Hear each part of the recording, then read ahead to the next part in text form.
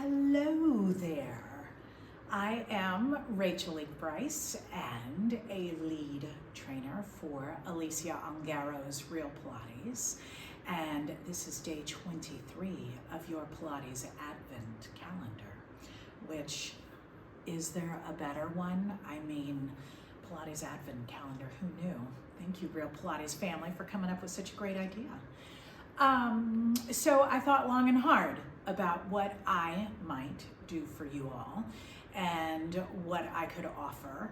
And I also had some fun reminiscing about a project that I did several years ago, almost 10 years ago, with some lovely friends, where we did 12 steps to surviving the holidays. And we definitely took a semi-practical and funny approach to it. Dishwasher squats, 1 minute push-ups with the microwave. I mean, you kind of get the idea. And I thought, well, a few years later, in a slightly more mature, maybe, whatever that means, stage in life, and I am a retreat guide now, instead of being in the big studios and doing all those things, which is lovely and great. I now live in the Blue Ridge Mountains of Virginia and have a retreat center called Heirloom Springs, where I am a retreat guide. And being a retreat guide has for sure influenced my approach to teaching Pilates. Now, I believe strongly that there's always been a intention setting, and that each exercise very much can mean something entirely different or be approached in a very specific manner. And so I thought, well, what's that look like today? The slightly more mature version of myself, and how I might approach 12 steps to surviving the holidays. So for me, for you all today, I would like for you to think about what your basic mat, which means you don't have to be on a Cadillac, you can be on a towel in the hotel room, you can travel with a lovely mat rolled up with you, or maybe you conveniently have a mat at your home and you're hosting. But whatever that may be, mat is by and large the easiest thing to take with you at any time. And so I want you to think about this, and please reference other wonderful mat videos that you can find on the Real Pilates site.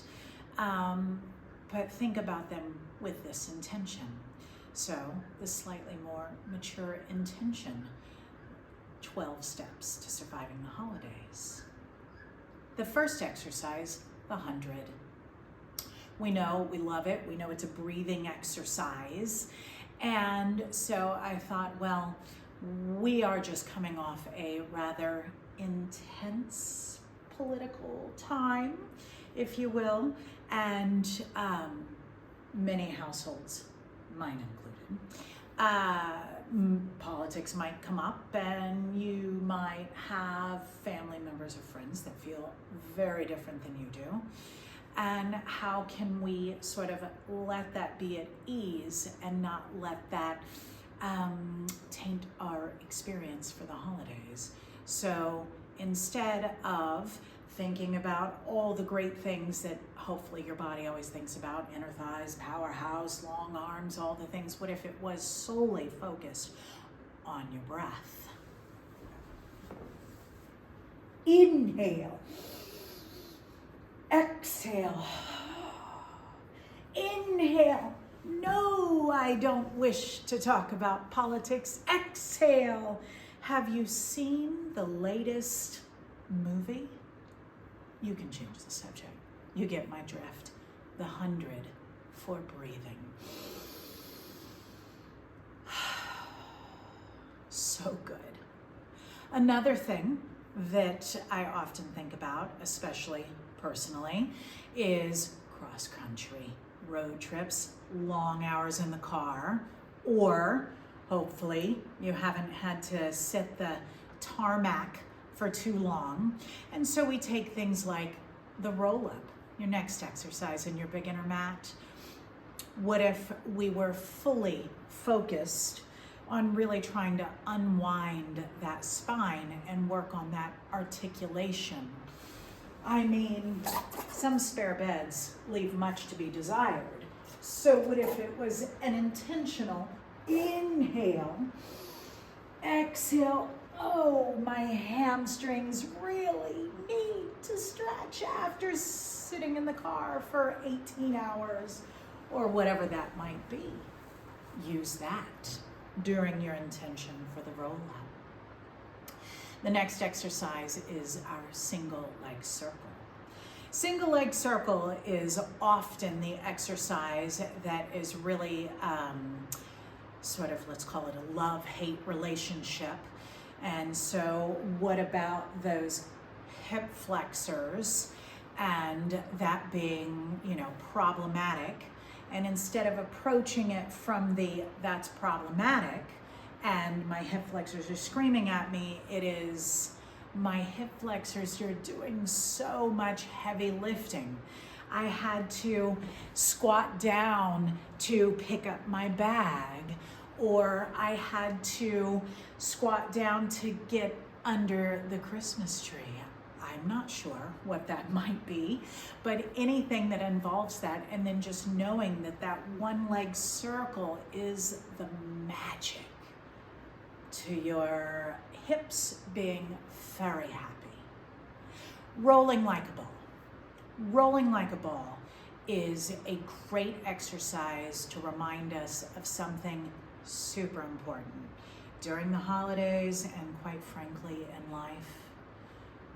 What if you might have one of those family members who loves to point things out that are maybe unnecessary, like how your kids are doing, or what's the latest fashion they're wearing, or why haven't you done X, Y, and Z? I don't know.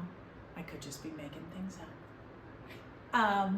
Rolling like a ball is a great exercise with the intention of every time you roll back and forth through that spine, you think to yourself, I'm gonna let that just roll on off and not have to worry about it anymore. So you remember that when you're in that holiday gathering and somebody says something that doesn't sit quite right, maybe like old fruitcake, you're just gonna just let it roll off. You're not gonna even worry about it. Your ab series. Your ab series is so good and so important. And for my purposes today, I would ask you to work on your single leg stretch and double leg stretch from your ab series. And when you are doing them, I want you to think about all those fancy dress shoes that we wear. Once upon a time, we had the stiletto stretch and the lame loafer. Well, what if we really used that single leg stretch to stretch out those hips and to work out anything in that leg and lower limb that might be plaguing you with your poor choice for shoes? Also, as a note, it's okay to wear the comfortable shoes. Nobody cares that much. For double leg stretch is all about, again, the breathing and the release, and let's let those things just go. Big inhale, big exhale, fold tightly and stretch out the low back, because the shoes also didn't just hurt your feet, they hurt your back. And double leg stretch is a great place to stretch it out. For spine stretch forward, posture. It's so easy as emotions take over and maybe even all the travel to let that posture go, and instead really working on the lift of your chest and refining that great posture during your spine stretch forward. Inhale, exhale, we deeply stretch forward, abdominals strongly in and up, and we're really working the stretch and the lift and the length And then we inhale, restack the spine, and I encourage you to add the old school circle. Inhale up, exhale around, refine the posture, and keep it all day in the kitchen, in the living room, in wherever you might be. Remember to have good posture. Couple of add-ons that I definitely might go for here is your side kicks would be another great thing. We used to call that another side to consider. So instead of maybe going back for seconds because you're already full and it's just gonna hurt later, that's a personal reminder too. What if we did some side kicks, just our OG front and back, to make that a really good thing to remember. So when you're at the table and you're thinking it tastes so good, follow my husband's sweet grandma used to say, it will taste that good again next time. Leave something to be left desired. So another side to consider with your side kicks. Keep that in mind. And I encourage you also to do some good stretching, a little child's pose, rest position, to stretch out the hips and to release anything that might be plaguing you during the holidays.